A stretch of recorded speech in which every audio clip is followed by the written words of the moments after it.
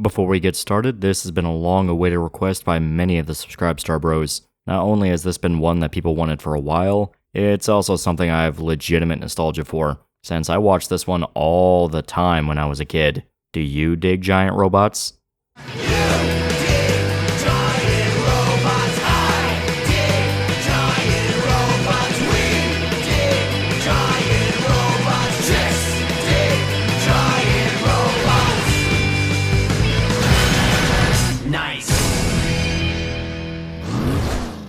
Mega XLR. Yeah, this is a blast from the past, to say the least. For those unaware, Mega XLR is the 2004 animated action comedy series created by Jody Schaefer and George Christic. It serves as a love letter to mecha anime, but with a Western twist. That being, instead of an intergalactic war fought by child soldiers or taking place in some far future dystopia, it's in the modern day and following a group of slackers. So basically, Clerks meets Getter Robo. Alright, the basic premise of Mega XLR is this. Sometime far into the future, humanity is at war with an alien empire hell-bent on genociding everyone and conquering the planet. As a last-ditch effort, humanity captured a prototype mech that they intend to send back in time to a point where they could turn the odds in their favor. Unfortunately, the mech is sent back too far, ending up sitting in a junkyard since the 1930s until it's discovered in the modern day by the protagonist, Coop. Him and his buddy Jamie manage to snag the mech from the junkyard, proceeding to get into all sorts of trouble as they play around with it. But they're soon confronted by the original pilot of the mech, Kiva, a warrior sent back from the future to retrieve the weapon and bring it back. However, the time travel device was destroyed, meaning she's stuck in the past with Coop and Jamie. So she decides to train Coop as the new pilot, since he's already modified it to his liking to the point she has no idea how to control the mech anymore. The three become friends, Kiva desperately trying to keep the two focused on the mission, while Coop and Jamie are more interested in fucking around with their new giant robot. Right from the get-go, you can see Mega XLR is a goofy show. It's shameless about how it's all an excuse to see a giant robot smash stuff. Hell, the main theme of the show even remarks on it for a joke. Now, to get the obvious part out of the way, this is an old Cartoon Network show, meaning it's aimed primarily at children. However, that doesn't mean this is insufferable to watch as an adult. In fact, I think I found myself liking it more as an adult than I was a kid. You see, Mega XLR, even for the time it came out, was a pretty out there kind of show. It was a shameless tribute to old school anime and mecha series, stuff like Gundam and things like that. And this is not just Akira Bike Slide or Yamcha Pose. The first episode of the show has a space battleship Yamato reference in it, for God's sakes, and there's all sorts of fun in-jokes and references that a fan of mecha will probably pick up on. That's not to say the humor is only references, in fact, they're pretty subtle at points.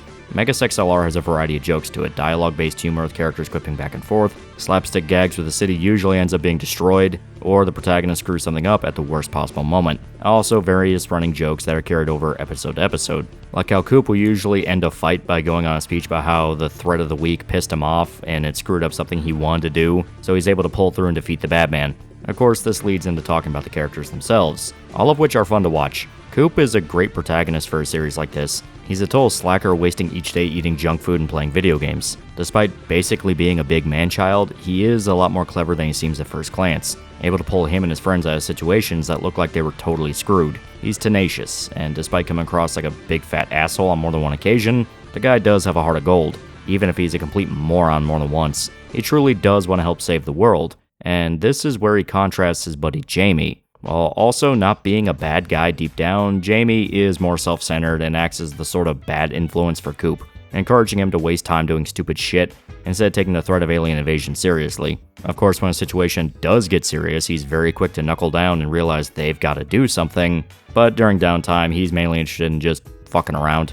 Kiva, meanwhile, is the good influence. She's a hardened warrior that clashes with a more laid-back duo, desperately wanting to fix the time machine in Megas and go back to the future, or at the very least get Coop to take the job seriously, even if there's always something getting in the way of it, from Coop's laziness to Jamie talking him out of it, or just plain bad luck. Still, she is determined, as getting Coop to pilot the mech properly is her one chance to save the future. But you do see their influence starting to rub off on her. Kiva slowly starts to relax during her time in the past, enjoying the little things in life and sort of seeing a hidden genius in the slacker philosophy the two hold. Because they aren't warriors, they can think outside the box, and always remain unpredictable. So you see the dynamic between the trio and how each part sort of fits into each other. The cast is genuinely fun with a good selection of side characters that can pop up from time to time, like the guy who owns the junkyard that actually kinda ends up becoming a recurring character. He has some funny moments, being exactly as lazy and stupid as the other two, with much less of a filter that kinda ends up getting him into trouble more than once.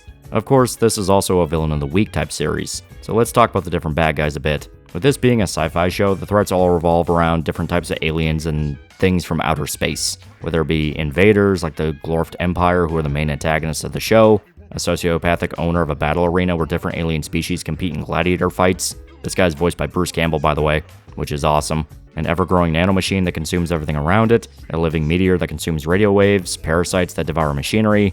Mega XLR has a variety of different situations it throws its characters into, and they always have fun seeing how crazy they can push things in each one. One of my favorite episodes is when alien bounty hunter is trying to capture Kiva, and the entire time Coop is dealing with the DMV because his mech got towed. Yeah, it's pretty great. This is an episode a lot of people reference. There's a mixture of complete joke episodes with ones that take things a little more seriously. The two-parter finale of the series is probably the most dire the show ever truly gets. It's still a comedy, but there's a clear tone shift into building up more of an actual lore. It's not an extensive one, but it is cool to see how they play with the time travel concept to show a sort of bad ending that could have played out. Now, the voice cast for the show is worth mentioning. Coop is played by David DeLuise, the son of Dom DeLuise. And yeah, he was a great pick. He's able to exhibit a goofy energy, which makes sense for the son of a very famous comedian, while still keeping up a goody everyman vibe. He's never annoying or feels like he's phoned in, it always sounds like he's having fun with it. This alien chick thinks she can get my ride towed, make me go to the DMV, and take a road test? I don't need no stinking road test! Jamie is played by Steve Bloom, which should probably tell you everything you need to know. I mean, yeah, he's good in the show, he's decent, and thankfully I was able to watch this before I grew up and realized this man was in every single thing ever, so the burnout didn't set in yet. It's not even really his fault. The creators didn't anticipate the Quake 4 ship. Nobody was. Hey, what do you think would happen if we put some cheese in that duotronium isolinear actuator thing? Kiva is played by Wendy Lee, and she does pretty well. She's kind of meant to sound out of touch and stoic since it bounces off the much more energetic Coop and Jamie. That's how you modified the time flex so it doesn't work anymore. I have to try fixing it if we're to have any chance of getting to the future and beating the Glorft once and for all. No, actually, now that I think about it, I think I've heard her in something before. And I'm just going crazy, whatever. Anyway, you get the idea. The cast in the show is great. I already mentioned how they got Bruce Campbell to voice one of the bad guys. And yes, they reference Evil Dead. Groovy. But as stated, being an adult watching this again was a lot of fun because I was able to pick up on a lot more people. We have Clancy Brown as Gorath, the leader of the Glorft Empire. It's Clancy Brown playing a bad guy, so you can already tell it's great. He never gets as philosophical or nefarious as when he played Lex Luthor, obviously, but still a fun, over-the-top bad guy. He does all the classic villain tropes, threatening to murk his own minions, obsesses over getting the protagonist to the point of sunken cost fallacy, always cooking up some new scheme to get his hands on Coop's mech. Yeah, he's a cartoon bad guy, but he's an enjoyable one. He's having fun with it. Tread lightly, Commander, or you might find yourself at the head of the next assault. Without a mech! Now, since this isn't just a comedy but an action show, let's talk about the action. For what Mega XLR is, yeah, it does its job. Can't say this is refined as, an actual mecha anime, like Gundam or Patlabor, but for a cartoon made to introduce kids to the genre, it does more than enough to sell the spectacle of giant robot fights. The fights are quick and to the point, with lots of explosions to really drive home the overtop nature of it all. Hell, damn near every episode ends with the city in ruins. It's one of the running jokes. The character designs, while anime-inspired, still very much feel like Western cartoon characters. It's not just going, guys, mecha anime. Instead, it wants to have its own identity while feeling like it's trying to copy its influences. And this identity is a large part of why I find myself enjoying Mega XLR even after all these years. You can tell there was passion behind this. The people making it had fun, and you can feel it as you watch. It's still got a very solid cult following to this day, and I fully understand why. Maybe it's just nostalgia talking, but I genuinely love this show and can't recommend it enough for anybody that loves mecha stuff. And here's where we get into the bad news. Mega XLR was murdered. You see, while the show never had amazing ratings as it came out, it was still well received by critics at the time. It even became one of the faces for Cartoon Network, appearing in all kinds of advertisements and commercial breaks during its run. Even if the show didn't become a massive hit, Cartoon Network still had a lot of confidence in it. Unfortunately, the higher-ups saw differently, canning Megas for poor ratings after just 2 seasons. It only got 26 episodes before getting the axe. Worse than that, it was listed as a tax write-off, meaning that it technically was sold to the government. So Cartoon Network couldn't even touch the IP even if they wanted to. Not only was it murdered, but its corpse was sold to the fucking IRS. Jesus. This level of screwed overs even led to some fan theories that the show was actually killed to make way for more popular shows that were starting to rise up the ranks, like Ben 10, since a big focus Cartoon Network had at the time was being able to sell toy designs. Now, frankly, I'm one of those radical people that thinks, how the hell are you not able to sell toys for a show about giant robots? But, I'm not an executive, so what do I know? It also doesn't help that Mega XLR was clearly aimed at an older demographic than just 10-year-olds. Hell, one of the creators that worked on it came from MTV and was working on animated series over there, so it has a lot more of a teenage bent to it. The protagonists are early 20s slackers, the show is violent with tons of mech fights. Hell, the pilot strip showed people being blown up and dying. It's not graphic about it, but it's still clearly showing and establishing humanity's being wiped out in the future. Also, the series finale just straight up says that Coop became a genocidal maniac, but, whatever. It's also full of references to series and franchises that a younger kid audience just wouldn't pick up on. So there's been a growing consensus that Megas was killed simply because it was too adult at the time. Now, we don't know if that's actually true or just internet urban legends, but only just recently has the IP been acquired again by Warner Bros. The same Warner Bros. That's currently gutting their animation department. I'm not mad. I promise. I'm just sad. Still, because of it, you are seeing Megas pop up out of the grave a tiny bit. It's still fully available to stream on Apple TV, which is way better than how it was. There was a solid period of time where, unless you had a torrent of all the episodes, there really wasn't much of a way to watch this. Hell, all the episodes are available on YouTube right now, and I don't think anyone who holds the IP really cares at this point, so that's a way to watch it at least.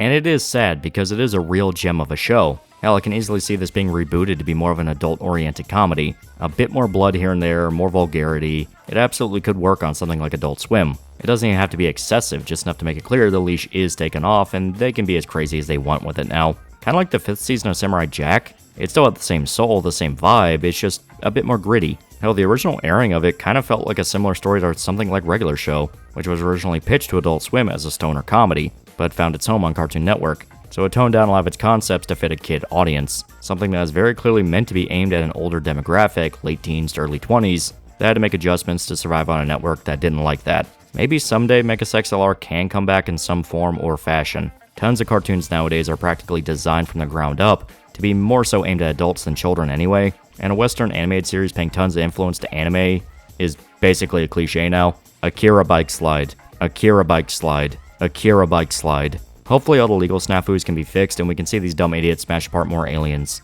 Only time will tell, but who knows? I mean, like I said, this is an IP that if you want to get crazy with it, there's a lot you can do. The very idea that it was canceled in the first place because it couldn't sell enough toys to me was just baffling, because it's a giant robot show.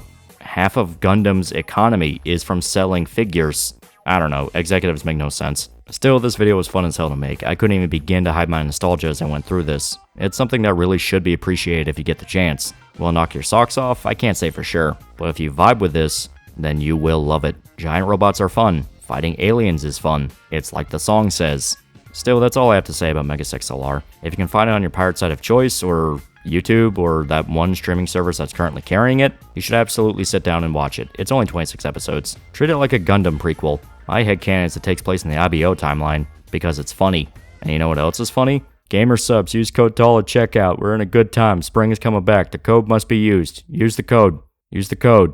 Use the code. Use the code and we might be able to get a custom cup design in the future. Also, if you don't, you'll never get a warrior woman from the future who thinks you're cool. Use the code. Until next time, please remember to like, comment, and subscribe. See you guys. You busted up my car show? Yeah! You wrecked my friends' rides? Yeah! And you made me run half a block? Yeah! Half a block?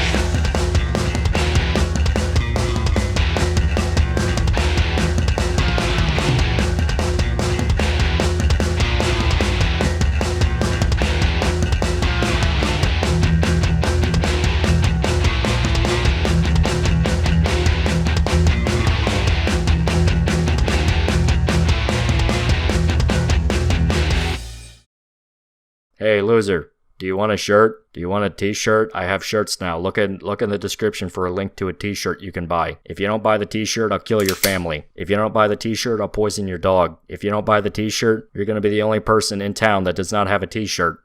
Everyone's going to look at you funny. There's going to be social consequences to not having one of these t-shirts. I'm now making express threats of violence against you if you do not buy my t-shirt. I will call the police, tell them how you're not buying my shirt. They're going to plant crack in your house, and they're going to arrest you and then beat you up in a jail cell. Buy my shirt.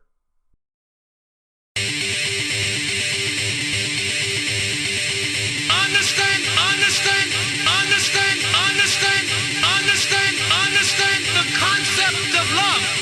Understand the concept of love. Understand the concept of love.